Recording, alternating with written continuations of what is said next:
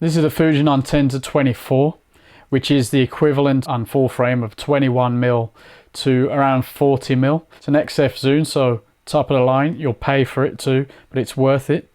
You'll see it's got a little switch here which flicks to auto, to aperture.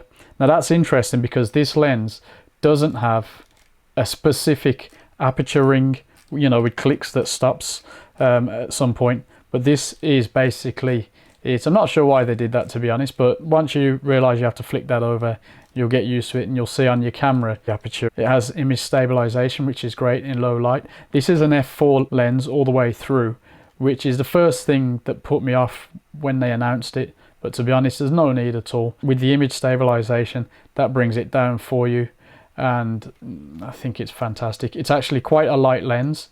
It's a bit of a strange design there, 72mm thread. I find that the build quality is very nice.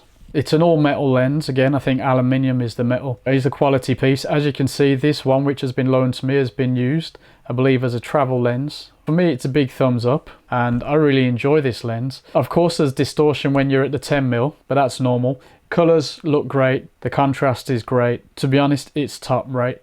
The focus is as fast as you need it. Here it is on my X Pro 1. Fits nicely. I think this usually lives on an XE2 if I remember rightly. So obviously smaller bodies won't have a problem. The lens itself is very light, so you don't need a big fat body like the X Pro 1 to deal with this particular lens.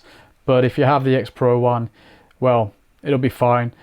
Some of you think that the X Pro 1 is slower. Well, yeah, it's an older technology than the XT1, XT10, etc. But this lens works a treat. So obviously step up to the newer bodies and you'll be laughing.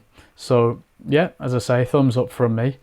Love this lens. I'm a big fan of ultra wide anyway. I used to use the 21-1.4 on a Nikon system. I still own the 14-8 for my Nikon full frame.